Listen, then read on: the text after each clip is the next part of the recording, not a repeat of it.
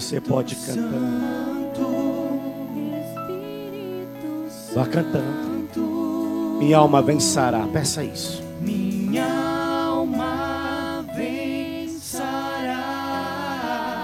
Espírito Santo, Espírito Santo. Você pode soltar sua voz no Espírito. Vai.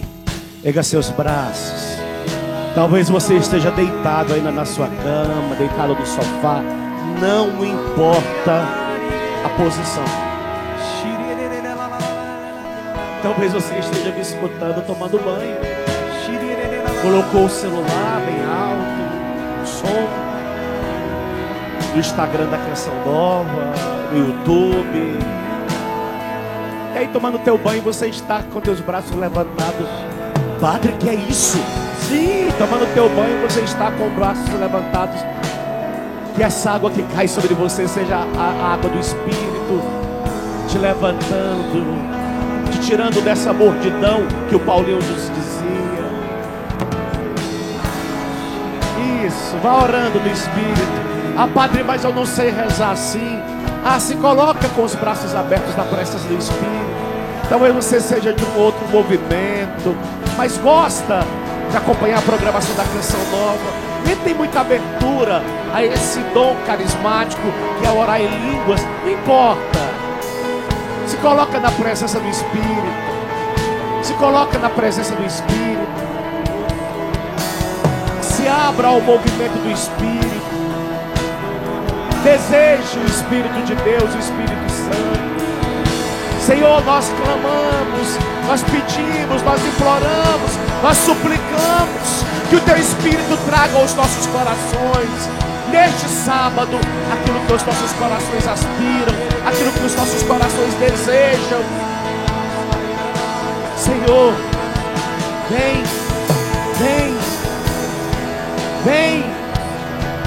Não precisa nesta manhã de sábado nem bater. Não, pode entrar nos nossos corações livremente. Espírito faz acontecer a obra. Espírito faz acontecer a novidade. Espírito vem tocando-nos, vem visitando-nos, vem restaurando-nos. Seja bem-vindo, Espírito Santo. Bom dia, Espírito Santo. Seja muito bem-vindo, seja muito bem-vindo. Vem, cante, nem precisa nem bater, vai. Não precisa nem bater, pode entrar nesse lugar, Espírito Santo. O coração quer receber, transbordar deste lugar, vai. O coração quer receber, transbordar nesse lugar. Não precisa nem bater, vai. Espírito Santo.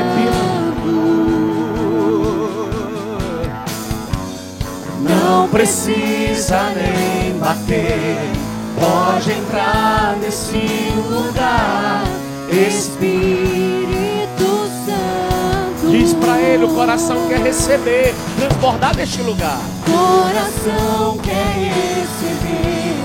Mais uma vez, não precisa nem bater.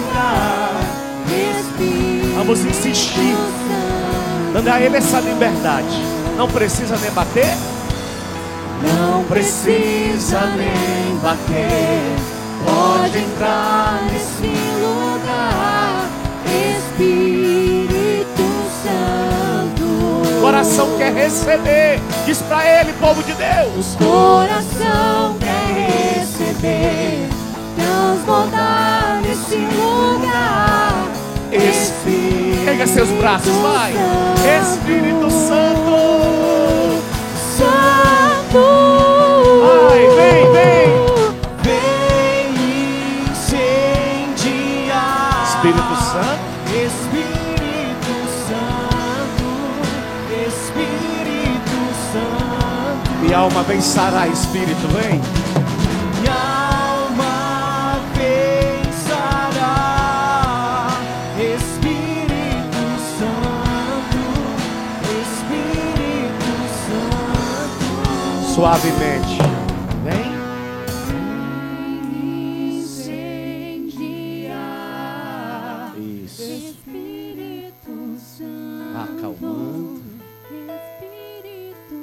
minha alma vencerá. Minha alma vencerá. Espírito Santo, Espírito Santo. Diga comigo, Espírito Santo. Espírito Santo. Espírito Santo. Espírito Santo. Você é muito bem-vindo. Você é muito bem-vindo. E sempre será muito E bem-vindo. sempre será muito bem-vindo. Tens liberdade aqui. Tens liberdade aqui. Mostra para ele teu coração. Tens liberdade aqui. Tens liberdade aqui. Total. Total. Amém. Amém. Quiser deixar um solinho no teclado, ficaria agradecido, viu, filho? Pega a sua Bíblia. Já saudei vocês, né? Nesta manhã de sábado. Mas pegue sua Bíblia neste momento no Evangelho de Lucas. Lucas, capítulo 7. São Lucas, capítulo 7, versículo 11. Eu quero trazer para vocês este texto bíblico, aonde dele nós escolhemos o tema para este nosso fim de semana. Jovem, levanta-te. Escute. Em seguida, Jesus foi para uma cidade chamada Naim. Olha os detalhes. Os seus discípulos e uma grande multidão ia com ele. Quando chegou à porta da cidade, coincidiu que levavam um morto para enterrar, um filho único, cuja mãe era viúva. Repito, olha os detalhes. Uma grande multidão da cidade acompanhava. Ao vê-la, o Senhor encheu-se de compaixão por ela. Compaixão. Biblicamente, compaixão significa descer. Compadecer. Descer a condição do outro. Em outras palavras, Jesus sentiu o que aquela viúva, naquele momento, estava sentindo. Ele sentiu, encheu-se de compaixão por ela e disse: olha os detalhes. Ela está indo levar o filho para ser enterrado. Jesus olha para ela e diz: não chores. É estranho, né? Não chores. O único filho, viúva. Aproximando-se, tocou no caixão e os que carregavam pararam. Ela ordenou: jovem, eu te digo, levanta-te. Eu te ordeno, levanta-te. O que estava morto sentou e começou a falar. Todos ficaram tomados de temor e glorificavam a Deus, dizendo: um grande profeta surgiu entre nós, e Deus veio visitar o seu povo. Essa notícia se espalhou por toda a Judéia e pela redondeza inteira. Claro, quem que não divulgaria essa notícia hoje nas nossas redes sociais? Quem que não postaria este fato hoje nas nossas redes sociais? Uma pessoa morta voltou a viver. Que grande notícia. Que magnífica notícia que nós teríamos para postar, para compartilhar, para divulgar nas nossas mídias sociais. Mas vamos agora entender um pouco desse contexto que nós estamos partilhando a partir da palavra de Deus. Interessante, se você for no capítulo 7, o capítulo 7 de Lucas abre falando a respeito do servo do centurião. Aquele fato conhecidíssimo de todos. Talvez você que está chegando agora na religião, você que talvez nem tenha contato com a palavra de Deus, não tenha clareza deste evangelho, mas uma grande parte, com certeza, conhece esse fato do servo do centurião. Ele era um paralítico, O centurião vai até Jesus, pede para que o paralítico fique curado. Jesus não vai até a casa do centurião e o servo do centurião é curado. Mas o centurião questiona os empregados, que hora mais ou menos que ele foi curado? E aí eles dizem para o centurião lembra que foi o momento em que Jesus disse para que ele voltasse à casa que o servo dele estaria curado. Que o Senhor, e agora temos o fato deste jovem que está morto e ressuscitado, e é ressuscitado. O que o Senhor quer falar a nós neste momento? Primeiro, no caso do centurião, que ele tem poder sobre a doença. Seja lá qual for a doença. A mais grave, ele tem poder. Segundo, ele revelou também o seu poder sobre a morte. Dois grandes momentos que Jesus está vivenciando aqui, biblicamente falando. Ele tem poder sobre uma doença grave, seja ela qual for. Segundo, ele também revelou que ele tem poder sobre a morte. O que o Senhor está querendo dizer ao padre Edmilson e querendo dizer a você: o seu poder está acima de todas as coisas. Repita comigo: o seu poder está acima de todas as coisas. Repita comigo: o seu poder está acima de todas as coisas. Amém? Nós precisamos já tomar consciência que o poder de Jesus está acima de todas as coisas. Não sei o que você está vivendo. Não sei o que você está passando. Não sei o que você está sofrendo.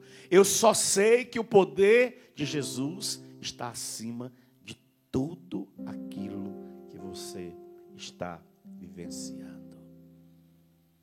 Vamos agora no texto bíblico. Filhos, pouco se sabe da vida desta viúva. O texto fala que era uma viúva. Interessante que na época em que ela vivia, ser viúva não era nada fácil. Então, há uma realidade que esta viúva vivia, e ser viúva não era brincadeira. Por quê? Porque na época desta viúva, havia um amparo às viúvas. E com certeza,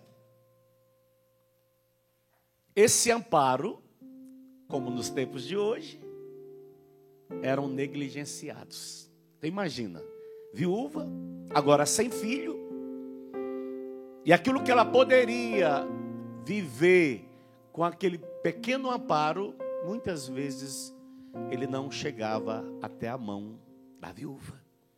Acho que não é diferente de muitas realidades que vivemos hoje, principalmente no Brasil. A viúva perdeu o marido, claro. Agora ela perde o filho. Significa que ela está completamente desamparada. Totalmente desamparada. Ela não tem mais auxílios, nem do marido e nem do filho. A morte do filho significa para aquela viúva a perca de sua esperança. Morreu o marido, então ela tinha uma esperança no filho. Agora morre o filho, então ela perde a esperança. Talvez ela se questione: o que será do meu futuro? Como que eu vou viver o resto da minha viuvez? Eu estou hoje com minha mãe viúva. Então, quando eu escuto a viúva, a história da viúva, minha mãe é viúva. Viúva que vive com salário mínimo. Viúva que gasta boa parte do salário mínimo com remédios, porque ela tem Parkinson. E os remédios não são baratos, são caros. É a minha mamãe viúva. Só que a mamãe ainda tem 4 filhos. Aquela viúva não tem mais filho. Então você entende a condição que aquela mulher está neste momento vivenciando.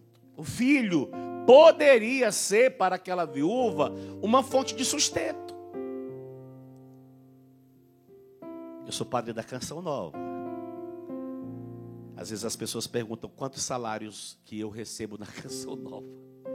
Quantos que eu recebo na Canção Nova? Algumas pessoas mais próximas têm essa curiosidade para saber quanto que nós recebemos aqui na Canção Nova. Um auxílio mínimo. Auxílio mínimo. E aí desse auxílio mínimo é um meio que eu utilizo para ajudar minha mãe, principalmente nos remédios dela. Agora imagina, eu estou trazendo para a atualidade do meu caso, para essa viúva de Naim. Para ela esse filho era a única condição que ela tinha para continuar sua linhagem. Porque o marido morreu. Quem seria a descendência dessa viúva? Quando ela morresse, acabaria nela a descendência. Sua situação, na verdade, agora é uma situação terrível. Terrível. Naim, nós bem sabemos, eu quando estive na Terra Santa, pude ver Naim de longe, porque hoje Naim é uma cidade pequena, continua bem pequena, próximo de um monte, dos montes, quase que 100% muçulmana, hoje, nos tempos atuais. Os cristãos ali em Naim são mínimos, deve ter 1 ou 2 famílias, segundo os nossos guias espirituais, para dizer, quase não há presença de cristãos em Naim hoje. Normalmente as cidades eram cercadas, os muros eram uma forma de proteção para aquela cidade. Com certeza não havia cemitério dentro da cidade, até porque, por ser uma cidade de grande maioria de judeus, então os judeus normalmente sepultavam os seus entes queridos fora da cidade. Lembra Jesus em Jerusalém? Que não pode ser sepultado dentro, tem que ser sepultado fora dos muros de Jerusalém. E todas as cidades há portões de entradas e saídas. E ali há um portão de saída. De repente, está saindo pelo portão de Naim uma comitiva, uma procissão. Na frente, um caixão. Desculpa, na época talvez não se chamasse caixão, mas está sendo levado o corpo ali numa maca. Atrás do caixão, na frente do caixão, uma mulher sofrida, desolada, sem esperança. Havia todo um cortejo que era montado para se enterrar o morto. E no caso deste jovem, não foi diferente. Todos indo em direção ao cemitério. Por ser uma aldeia pequena, todo mundo daquela aldeia deveria se conhecer. Eu moro numa cidade pequena, minha cidade tem 3.000 e poucos habitantes. Eu moro não, meus pais moram, minha mãe mora hoje nessa minha cidadezinha bem pequena. Então lá todo mundo se conhece. Interessante quando alguém morre no bairro, lá embaixo, assim, que a gente chama de setor aeroporto. Quem está lá onde eu moro, que é na parte de um pouquinho mais em cima, já recebe a notícia imediatamente. Fulano que mora lá no bairro X faleceu hoje. Aí, normalmente, a cidade acorre para velar aquele ente querido daquela família. Na aldeia de Naim não era diferente. Todo mundo talvez se conhecesse intimamente. Com isso, todo mundo quis se solidarizar com aquela pobre viúva. Pobre viúva que está indo levar o seu filho para ser sepultado. Mãe, viúva, essa mulher deveria chorar compulsivamente. É fato, tanto que Jesus vai dizer para ela, olha no texto bíblico, não chores. O único filho, desamparada, sem esperança. A mãe ali na frente do cortejo. Com certeza, alguns jovens carregavam aquele defunto, aquele corpo morto. Atrás do corpo do morto era a procissão dos judeus. Vinham aqueles que lamentavam, aqueles que choravam. conhecido como os pranteadores da época. E junto com os pranteadores vinham os que tocavam as flautas, flautista. Era todo um cortejo. Um ritual que era vivenciado pelos judeus naquela época. E se alguém cruzasse, na época de Naim, um funeral como esse, eu estou chegando em Naim, de repente está vindo aquele funeral.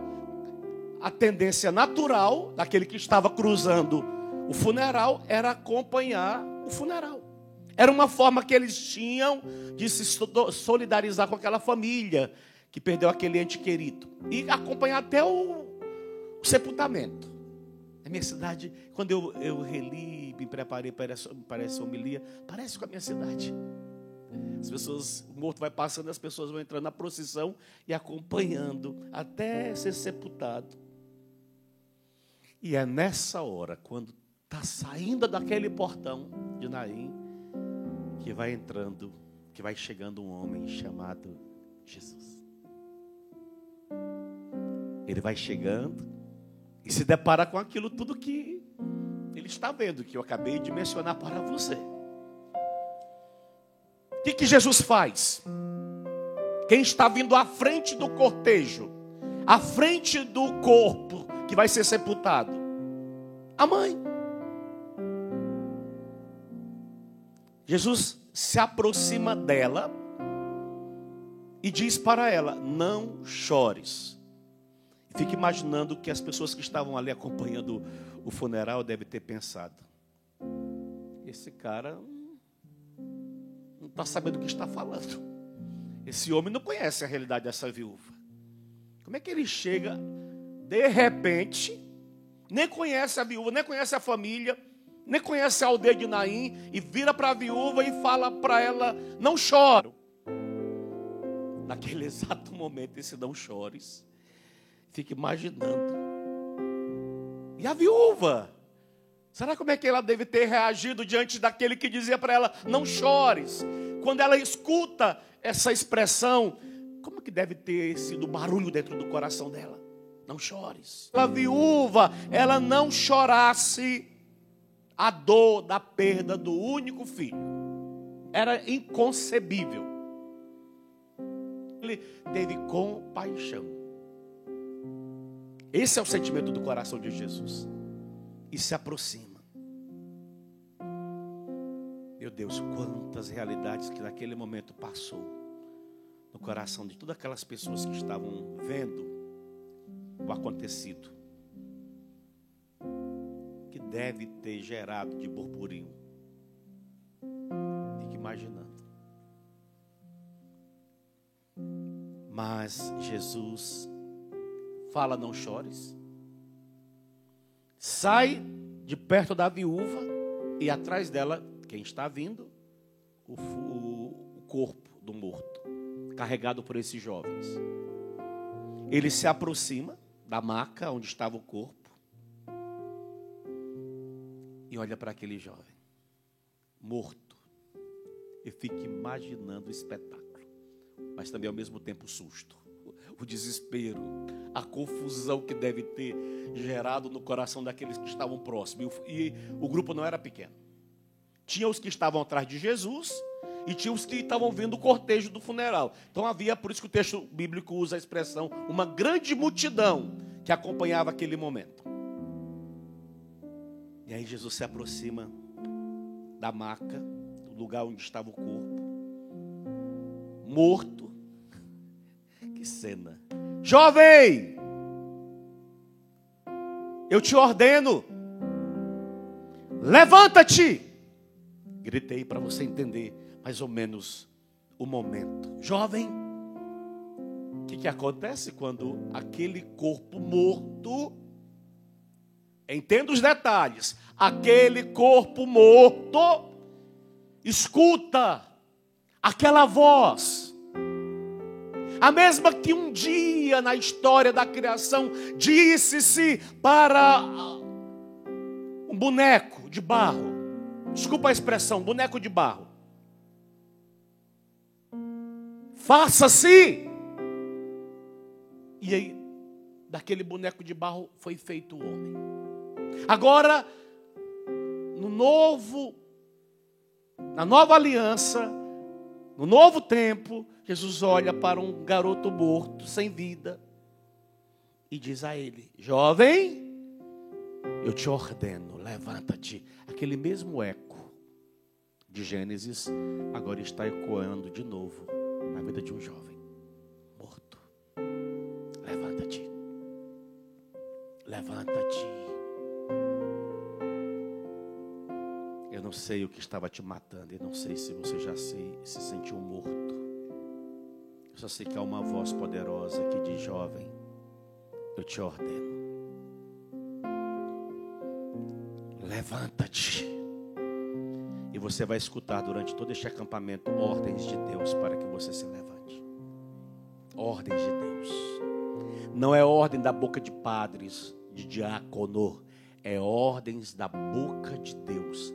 Eu te ordeno. Sai dessa vidinha, filho. Sai. Dessa vidinha mais ou menos. Água com açúcar. Que não te dá nenhum tipo de significado, de sentido. Sai dessa vidinha pobre, no sentido pejorativo da palavra pobreza. Sai dessa vidinha. Levanta. Levanta. Ai, padre, levanta. É uma ordem. Se já te matou, se já te destruiu, se você já se encontra sem forças, se não tem a quem recorrer, hoje o Senhor está vindo de encontro a você, entrando no teu cortejo e dizendo para você: levanta, levanta, pai, levanta, mãe. Talvez você perdeu a esperança, talvez você seja tal qual essa viúva, perdeu o marido, hoje tem um único filho que está assolado nas drogas, consumindo tudo que não deveria consumir no mundo das drogas. E o Senhor está dizendo para você: levanta-te. Mãe, levanta. Talvez você tenha um único filho que poderia te dar descendência. E esse filho hoje vive a prática homossexual. A filha vive a prática homossexual. E você não vê descendência. E o Senhor está dizendo para você: levanta-te. Levanta. Padre, é ordem de Deus, não é ordem do padre. Nós estamos diante de um livro sagrado. Ele não é homem para mentir. Ele não é homem. Se ele ressuscitou esse filho desta viúva morto, literalmente morto, o que ele não é capaz de fazer por você, pelo teu filho, eu digo aquilo que eu comecei expressando: o seu poder está acima de todas as coisas. Não é frase solta, não há impossível para ti. Não há impossível para Jesus. Seja lá qual for a situação que você esteja vivendo, o Senhor está te dando ordens hoje. E eu estou falando, gritando: levanta em nome de Jesus. Levanta. Meu Deus, eu estou com 20 anos de padre, 25 de canção nova, e eu tenho visto Deus fazer coisas extraordinárias nesses 25 anos de canção nova. E fazendo por meio desta TV, ouviu? Fazendo por meio desta TV. Salvação que vai chegando aí na sua vida, na sua casa, na sua família. Meu Deus, esses dias eu escutava um testemunho, foi dado já há muitos anos atrás. Eu era padre novo, curado, até também todas as realidades pessoal do casal e da idade. Ele tinha varicocele, estava desacreditado. Veio a canção nova, participou da missa do clube, que ainda era no rincão do meu Senhor. Veio cheio de expectativa que eu falasse uma palavra de ciência, de revelação para ele. Acabou a missa, ele disse que saiu frustrado. Não falei nada. Mas ele disse: padre, o senhor estava saindo. Está no videozinho. O senhor estava saindo Senhor voltou, pegou o microfone e proclamou a palavra de salvação. Ele tomou posse da palavra de salvação. Voltou para casa depois com a esposa. Continuou na confiança que Deus tinha visitado. Na fé, ele foi na farmácia, comprou aqueles que mede para... Como é que é? Da gravidez? Faz o teste. Na fé. Chegou para a esposa com o teste de gravidez. Olha que ousadia. E disse para ela, para fazer o teste de gravidez, ela disse, tá maluco. Não há possibilidade, você tem um problema sério. É impossível. E para a honra e glória do Senhor, ela fez o teste de gravidez e ela estava grávida. Jovem, levanta-te, repito, o seu poder está acima de todas as coisas. O seu poder, o poder dele está acima. Imagina, aquele povo, talvez alguns que estavam ali no cortejo, já tinham visto Jesus curando. Até mesmo alguém soube dessa cura desse servo do centurião, que antecede esses versículos que eu estou lendo. Mas cegos enxergar, mas morto ressuscitar. Então, eles estão diante de um grande evento. Ressuscitar um morto. Então, quem está ressuscitando o morto não é pouca coisa. Por isso que chama a atenção daquele povo, essa notícia se espalhou por toda a Judéia e pela redondeza, porque não era algo, e não é algo natural. Eu tenho vontade ainda como padre de rezar pelo morto, mas ainda não tive coragem. Já pensei em rezar por um morto, mas fiquei assim meio tímido na hora. Era um garoto lá em Gravatá. Fui, falei, deveria, mas e o medo de ele não ressuscitar? Olha como é a minha humanidade, pobre.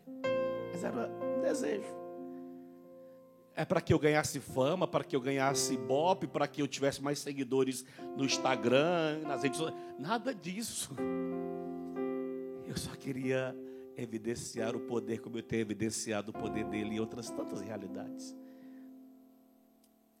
Eu continuo crendo no que eu estou falando. O seu poder está acima de todas as coisas. Ele pode fazer o morto ressuscitar. Interessante, é o primeiro caso de ressurreição, biblicamente falando, é do jovem, da viúva de Naim. Depois, ele vai ressuscitar a filha de Jairo e depois Lázaro. Mas é o primeiro acontecimento extraordinário que o nosso Senhor, dentro do seu ministério, agora apostólico, não, seu ministério apostólico não, dentro do seu ministério, depois os apóstolos continuarão o ministério apostólico, vai realizar na sua vida pública.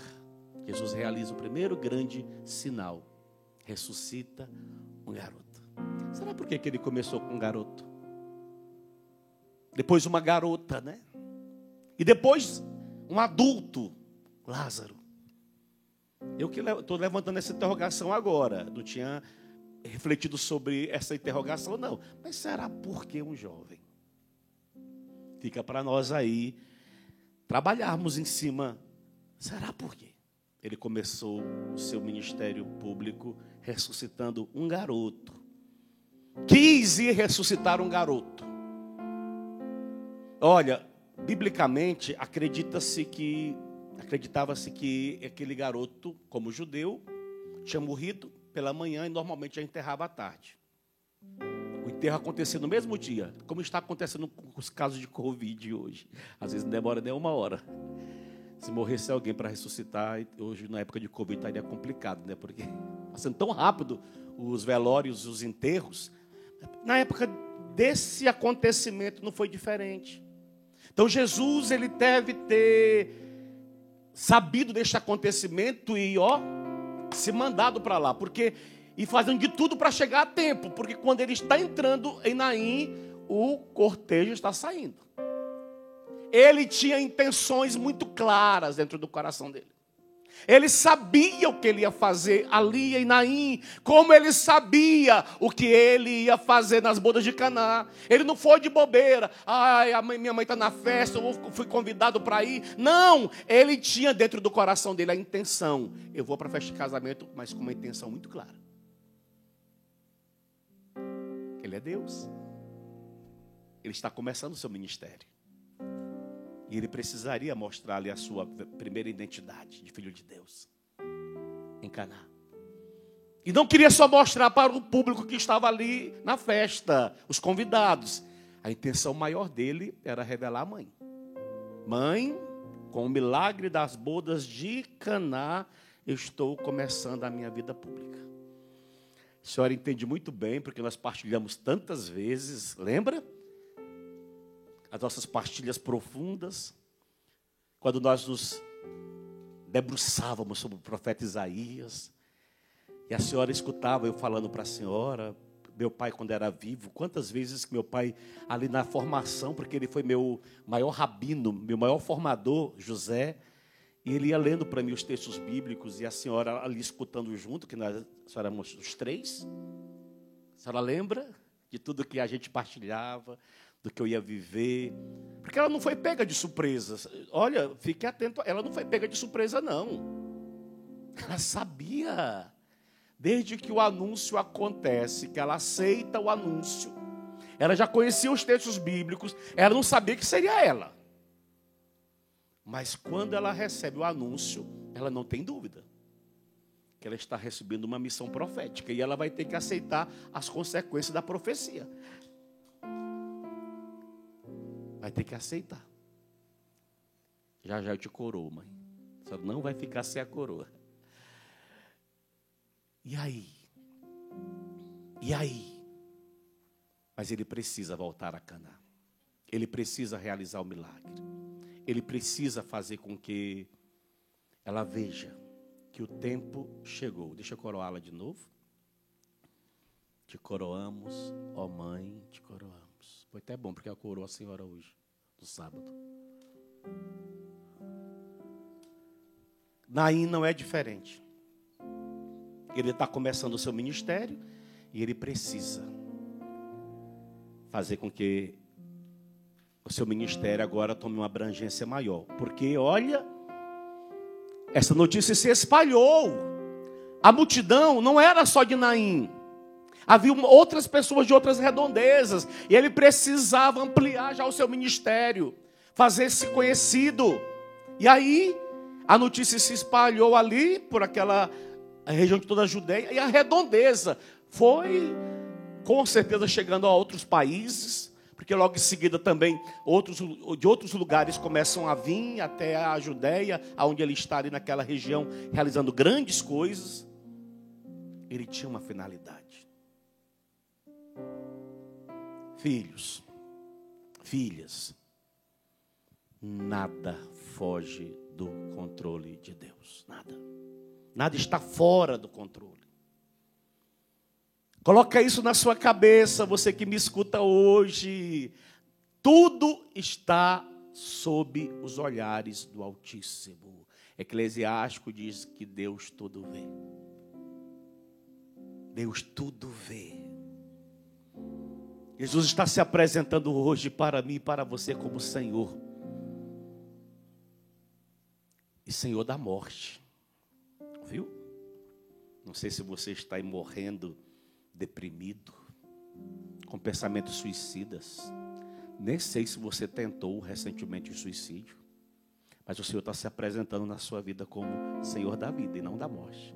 Mas também Senhor da morte, autoridade sobre a morte. Ele tem poder agora sobre a morte. Então, se estava te matando, Ele tem poder sobre isso que estava te matando. E Ele quer, nesse fim de semana, levantar você. Mas levantar você para quê? Deixa o acampamento acontecer. Deixa o acampamento acontecer. Ele não vai só te colocar de pé, te dar novamente o sopro da vida. Não, Ele vai te levantar e vai te conduzir. Espera o acampamento, que tem muita coisa para você entender desse levanta-te desse fim de semana. Você que é religioso, religiosa, você que é de comunidade de vida, de aliança, você que é de grupo de oração, você que é de movimentos, você que é jovem sarado, vocês. O Senhor quer falar ao seu coração, jovem. E fala aquilo que eu comecei na abertura deste acampamento. Jovem, independente da idade. Levanta. Jesus está se mostrando para aquela multidão como maior que todos os profetas. Aqui está agora, maior que todos os profetas. Aqui está, no meio de vocês, o Filho de Deus. O Filho de Deus que tem poder para levantar. Escuta. Paulinho, vem cá do meu lado, filho. Traz o microfone. Fica aqui do meu ladinho. Quem era o Paulinho antes de conhecer esse tal Jesus Cristo? Que um dia também entrou aqui. Levantou. Você vê o Paulinho como agora de manhã pulando, correndo, se alegrando. Mas quem era esse menino? Eu acordei hoje com esse sentimento. Falei, vou abrir o acampamento, mas alguém precisa ver.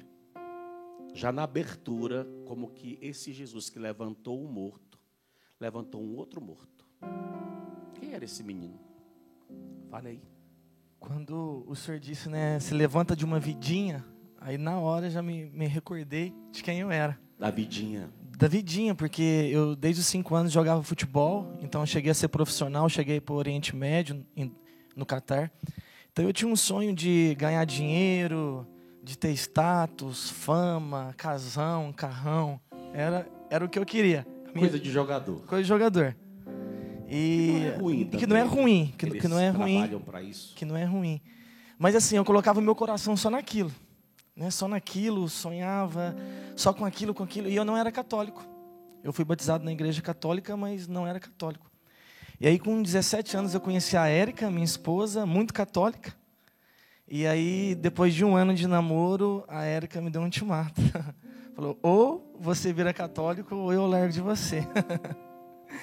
E aí, com 18 anos, eu procurei a igreja mais próxima da minha casa. Eu fiz uma catequese de adulto, né? Durou 6 meses. E na catequese de adulto ali, eu comecei, era toda terça. E aí, eu comecei a me apaixonar pela igreja. Eu lia bastante, então eu tinha muitos preconceitos contra a igreja católica.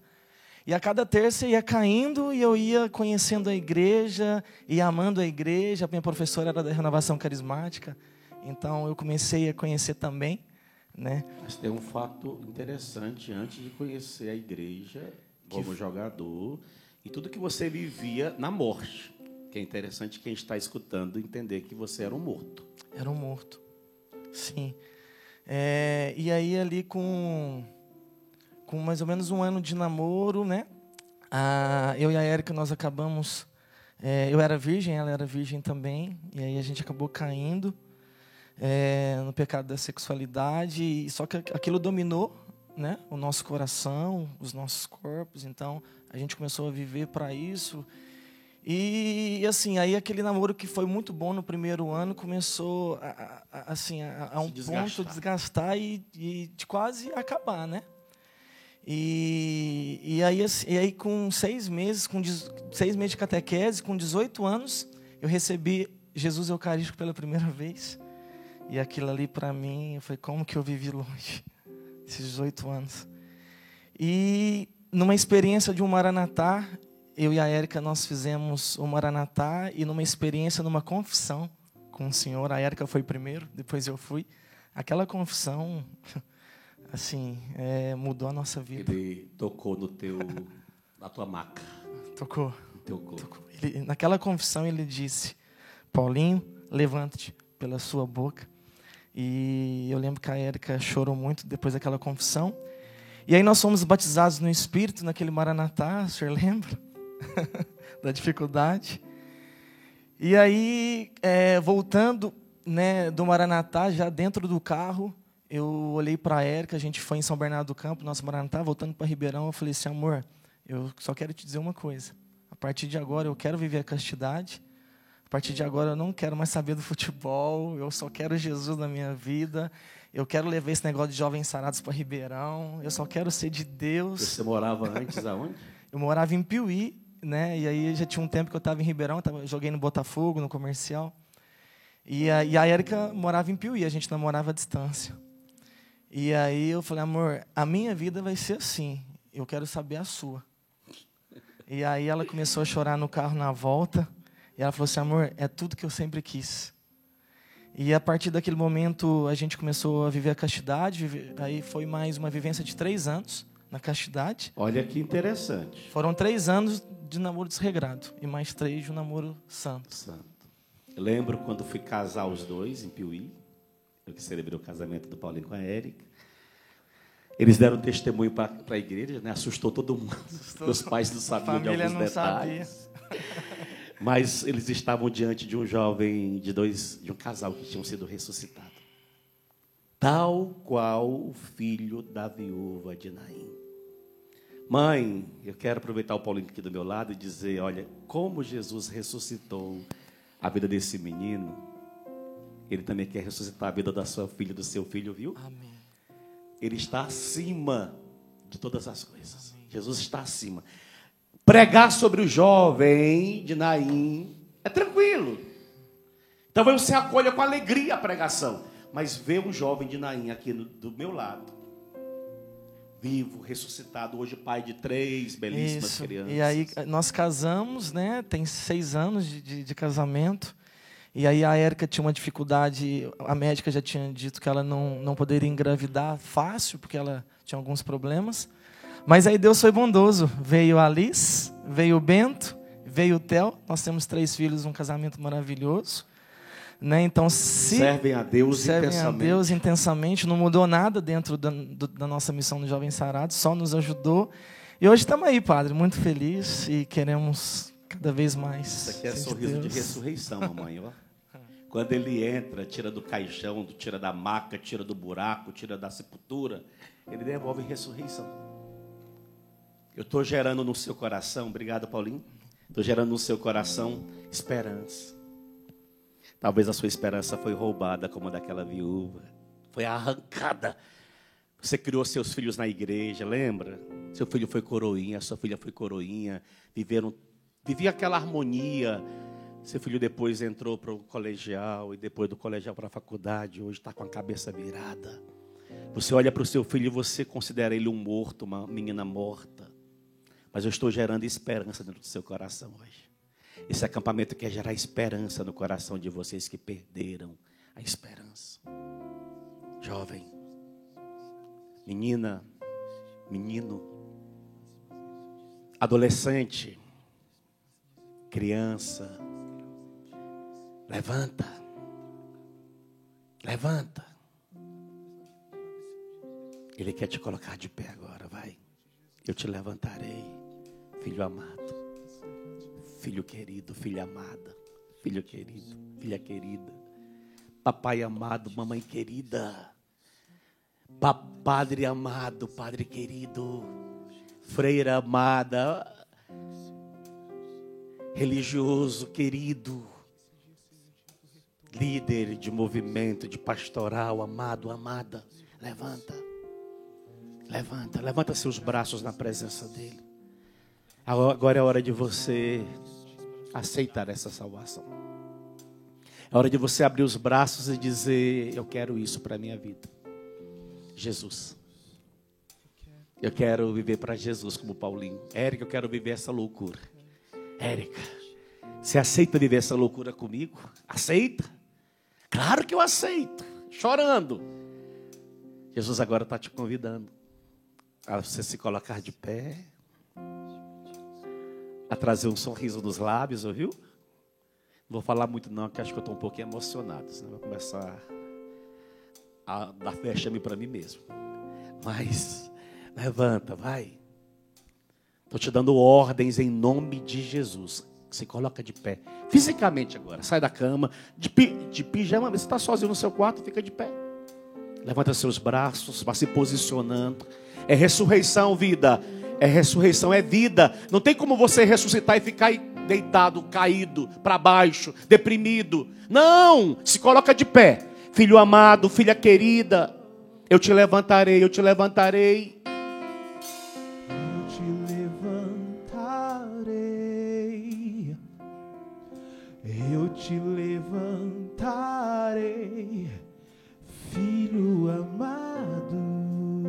Filho querido, filha querida, Filho querido, eu te levantarei neste fim de semana.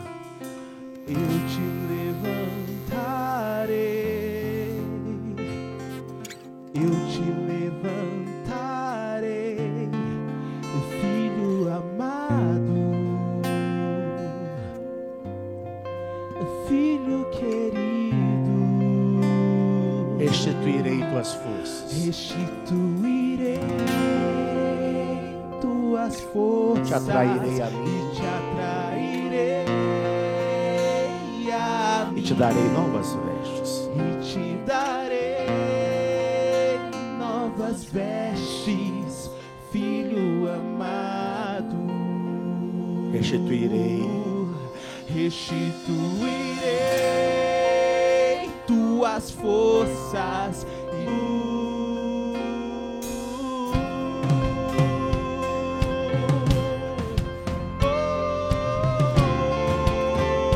Vá se colocando de pé na presença dele. É fim de semana de ressurreição. O Senhor quer levantar cadáveres, mortos, pessoas que já estavam indo para ser sepultadas.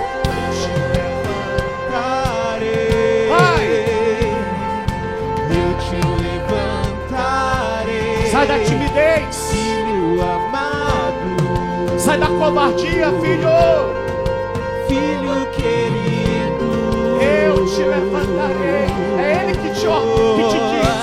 eu te levantarei, Eu te levantarei. eu te levantarei, filho amado,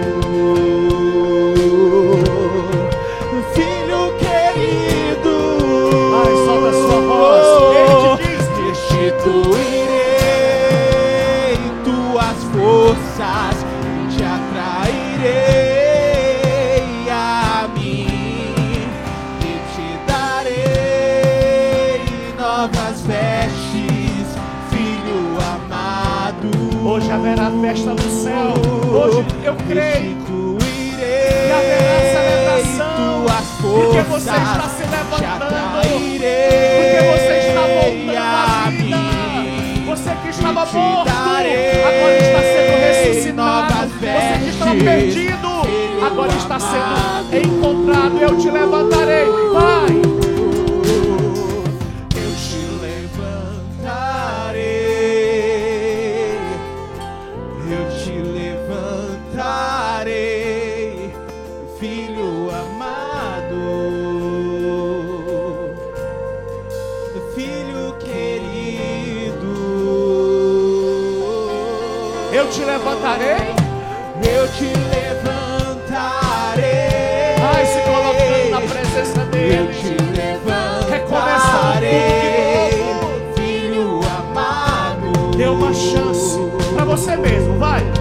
Filho Você que se desacreditou, você que desacreditou de você.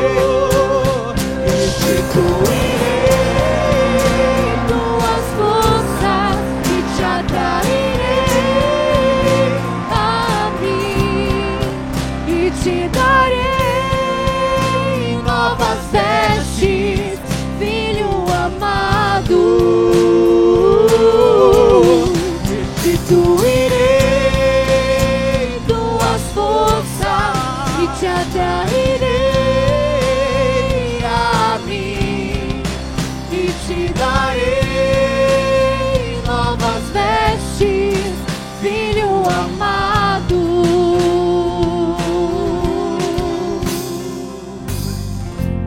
Vem. Vem para fora. Vem. Sai da sepultura. Deixa o túmulo. Deixa o túmulo. Vem para fora do jeitinho que você está no túmulo. Lázaro saiu amarrado. Imagina como é que ele teve que se esforçar para se arrastando, porque ele estava enfaixado, diz o texto bíblico. Tanto que Jesus diz para aqueles que estavam ali próximo: tirem as faixas. Não foi fácil Lázaro sair da sepultura, como não está sendo fácil você sair E não será fácil você sair. Ontem eu perguntava para um jovem: filho, por que usar drogas ainda? Ele disse: padre, eu não sei, mas é mais forte do que eu. Eu dizia: filho, você quer parar? Ele dizia: padre, é o meu maior desejo. Mas é tão difícil, padre. Tão difícil. Eu quero sair. Deus sabe que eu quero sair. E olha que doloroso. Ex-seminarista. Viveu 1 ano numa congregação religiosa. Conhece a palavra. Serviu o altar de Deus. Está lutando. Deixa o Senhor te tirar desse túmulo, filho, filha. Deixa o Senhor te tirar desse túmulo. Grita por Ele hoje, se preciso for. Grita por salvação hoje. Deus, salva-me. Deus, salva-me. Porque talvez sozinho você não vai conseguir mesmo. Como para aquela viúva não estava sendo fácil perder o filho. Não só porque perdia o filho, mas no filho ela perdia a esperança. Até de viver uma velhice tranquila, em paz. Porque aquele filho poderia ser sustento para ela até materialmente, mas agora a sua esperança é roubada, é tirada, é arrancada. O Senhor está te tirando do túmulo, do sepulcro. Vem para fora. Vem para fora. Sai do seu sepulcro. Eu quero pedir ao Senhor que abençoe você que está decidido a sair do sepulcro. Você que está vindo para fora do sepulcro. Para que Ele te conceda a graça de permanecer de pé. Que desça sobre você, sobre a sua decisão. E que permaneça sobre a sua decisão a bênção de um Deus que é todo poderoso, Pai e Filho e Espírito Santo. Amém. Amém.